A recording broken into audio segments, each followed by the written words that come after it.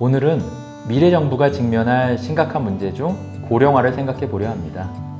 고령화는 사실 미래가 아닌 현재의 문제라고 할 만큼 코앞에 다가와 있죠. 많은 영화에서 이 문제를 다루고 있지만 오늘은 일본 영화 한 편, 한국 영화 한 편을 관람합니다.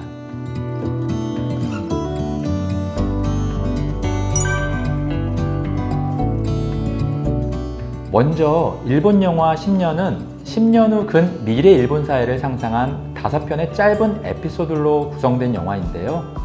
그중 첫 번째 에피소드인 플랜 75는 고령화 이슈를 서늘하게 다루고 있습니다.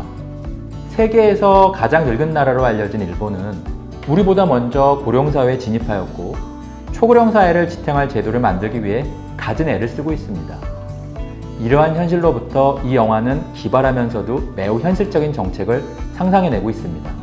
영화 속 일본 정부는 바로 플랜 75라 불리는 안락사 사업을 공공정책으로 추진하고 있습니다. 저출생, 초고령화 사회의 가장 심각한 공공문제는 노인 부양을 위한 사회 경제적 비용이기 때문이죠. 모든 국민이 기초적인 물질적 복지를 누릴 기회를 제공해야 한다는 국민적 기대가 점점 더 커지는 현실 속에서 노인 건강과 빈곤 문제는 정부의 핵심적 복지 정책이 될 것입니다. 한국은 이미 2017년 인구의 14%가 노인인 고령 사회에 진입하였고 20년 뒤 초고령 사회에서는 3명 중 1명이 65세 이상의 노인이라고 예상됩니다. 겨우 20년 뒤 국가는 은퇴한 노인들의 연금, 의료, 간호비용 등으로 상당한 공공자금을 지출해야 하는 큰 재정적 부담에 직면할 것이고 이것은 나아가 국가적 위기가 될지도 모릅니다. 플랜 75는 영화 속 일본 중앙정부 후생성의 인구관리국에서 추진하는 사업입니다. 정부는 초고령 사회에서 노인 인구 감소를 통해 사회적 비용을 완화하기 위해 노인에게 고통 없는 죽음을 선택할 수 있도록 합니다. 75세가 된 노인들에게 안락사를 선택할 자유가 부여되는 것이죠.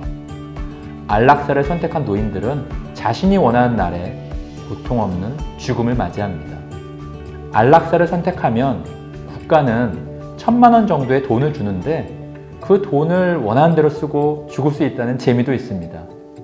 영화 속 노인들은 이 사업을 환영하는 것 같이 보이죠.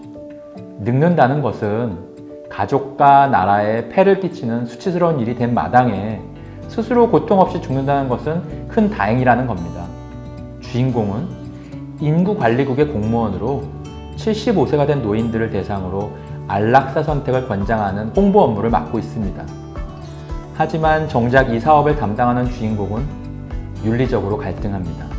사업 추진을 독려하는 상사는 국가가 먹여 살리지 않으면 안 되는 노인들을, 그러니까 저소득층이나 질병, 장애를 가진 노인들을 등록시키도록 독촉합니다.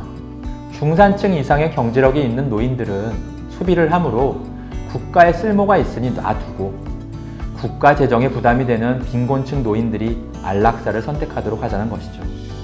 플랜 75는 죽음을 선택할 자유를 주었다지만 경제적 조건에 따라 다르게 권장되었고 결국 죽음은 누구에게나 공평하지 않았습니다. 게다가 주인공의 장모는 치매를 앓고 있어 아내와 가족들 모두를 힘들게 하지만 주인공은 차마 장모의 안락사를 권하지 못하고 고민합니다. 정작 내 가족에게는 안락사를 권할 수 없는 것이죠. 국가는 국민의 생명과 안전을 보호해야 할 의무가 있다고 우리는 굳게 믿고 있습니다. 그래서 안락사를 적극적으로 권장하는 국가정책은 우리를 매우 불편하게 만듭니다. 그 사업의 목적이 초고령 사회에서 국가 사회적 부담을 줄이기 위한다는 공익임에도 말이죠. 심각한 공공문제 해결을 위해, 그러니까 공익을 목적으로 한다면 국가가 안락사를 권해도 되는 걸까요? 찬성하는 사람들은 전쟁, 재난, 위기 시 정부는 생명의 희생을 감수할 수밖에 없고 안락사를 사회가 수용하고 있다면 충분히 가능하다고 주장할 것입니다. 개개인이 선택할 자유도 보장되어 있으니 원하지 않으면 선택하지 않아도 되죠. 하지만 반대하는 사람들은 어떤 경우라도 국민의 생명을 보호해야 하는 정부의 역할은 절대적 의무라고 강조합니다. 개인이 죽음을 선택하는 것이 자유로워 보일지라도 살겠다는 선택이 젊은 세대에게 눈치 보여 어쩔 수 없이 하게 될 선택일 수 있다는 것입니다. 플랜 75에서 생각해 볼 또 하나의 질문은 안락사와 그 허용에 대한 것입니다. 정부가 안락사를 허용해야 하는가? 라는 문제이죠. 현재 안락사 허용 논쟁은 죽음을 선택할 개인의 자유와 이를 국가가 규제할 정당성에 관한 것입니다. 스위스 등 몇몇 국가들이 인정하는 조력 자살은 개인이 스스로 죽음을 선택할 자유를 국가가 인정해야 한다며 지지되고 있습니다. 신체적 고통과 경제적 부담을 완화할 수 있고 행복 추구권, 자기결정권이라며 지지됩니다. 반대로 안락사를 인정하는 것은 생명 정지 풍조를 조장하고 촉탁 승낙에 의한 살인죄에 해당하며 오남용으로 인한 범죄를 우려합니다. 이를 잘 보여주는 한국 영화 한 편이 있습니다. 영화 죽여주는 여자는 종로 일대에서 노인들에게 몸을 파는 65세 할머니 소영이 주인공입니다. 소영은 단골 고객이 뇌졸중으로 쓰러진 후 자신을 죽여달라는 간절한 부탁을 받게 되고 깊은 고민 끝에 그의 원대로 해줍니다. 그 후 힘들어 죽고 싶은 고객들의 연이은 부탁을 받게 되죠. 그녀의 행동은 법적으로 촉탁 승낙 살인이며 1년 이상 10년 이하의 징역에 해당되는 범죄입니다. 하지만 영화 속에서 죽음을 부탁하는 노인들에게 그녀의 행동은 고마운 도움으로 여겨지기도 합니다. 스스로 죽음을 선택하겠다는 노인들의 선택도 존중받아야 할 것은 아닌지 깊은 고민을 남기고 있습니다. 플랜 75와 죽여주는 여자는 노인의 자살, 죽고자 하는 의지를 다룬다는 점에선 비슷합니다. 하지만 국민이 스스로 안락사를 선택할 자유를 정부가 인정하는 것과 정부가 노인의 안락사를 사업으로 권장하는 것은 본질적으로 어떤 차이가 있는 것 같습니다. 죽여주는 여자가 제기하는 안락사 문제는 개인의 삶에 커다란 영향을 미치는 문제입니다.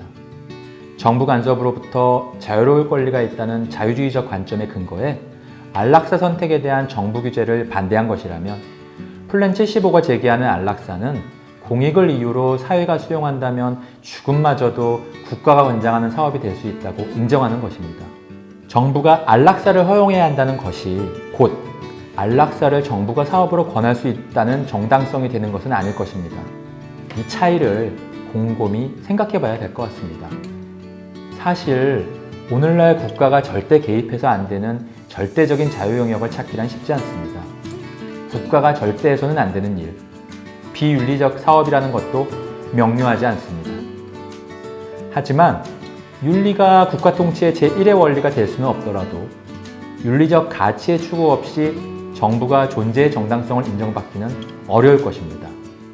공익을 목적으로 정부가 개인에게 죽음을 권하는 것이 정당하려면 적어도 사회적 숙고 끝에 그것이 최후의 수단임이 동의되어야 하지 않을까요?